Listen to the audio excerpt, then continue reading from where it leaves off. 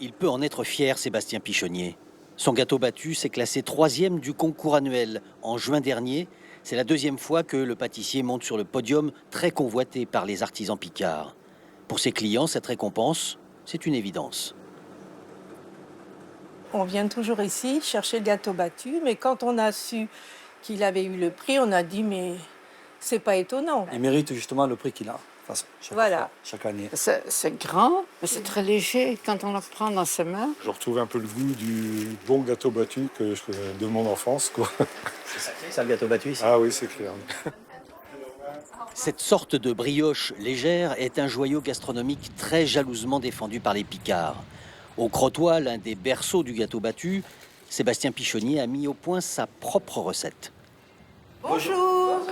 Comme d'habitude, je viens chercher mon gâteau battu. 130 g de sucre, 3 g de sel, 250 g de farine, 10 g de levure, 4 œufs entiers.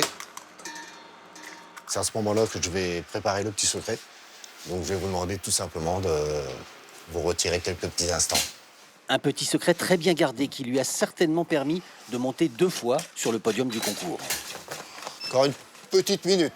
Le gâteau battu, c'est un art de pâtissier, mais aussi de mélomane.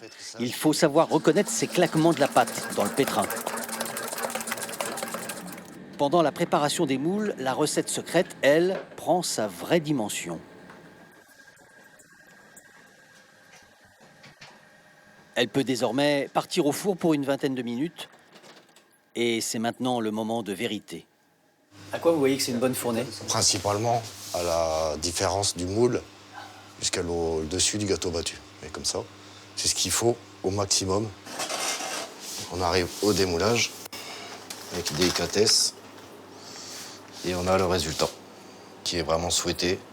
Cette brioche riche en goût et en calories vient probablement du Moyen-Âge. Et au XVIIe siècle, on l'appelait le gâteau mollet, le pain aux œufs dans la cuisine flamande. Le gâteau battu est arrivé en Picardie au XIXe siècle et début XXe, il est adopté comme spécialité. Désormais, c'est une confrérie qui le protège, un club de gourmands passionnés. Oui, bien sûr, partager. Quand on le coupe, il a l'intérieur, le fumé tout de suite qui ressort. Quand on le goûte, c'est l'extase. Il est vraiment, vraiment bon. Le but, c'est d'avoir un battu qui soit standard pour toute la région, quoi. Dieu créa l'homme et la femme, puis après le gâteau battu. C'est évident. Franchement, votre titre, il est largement mérité. Merci, monsieur. Pour Sébastien Pichonnier, rendez-vous est pris pour le prochain concours en mai 2025. Cette fois, il compte bien arriver premier.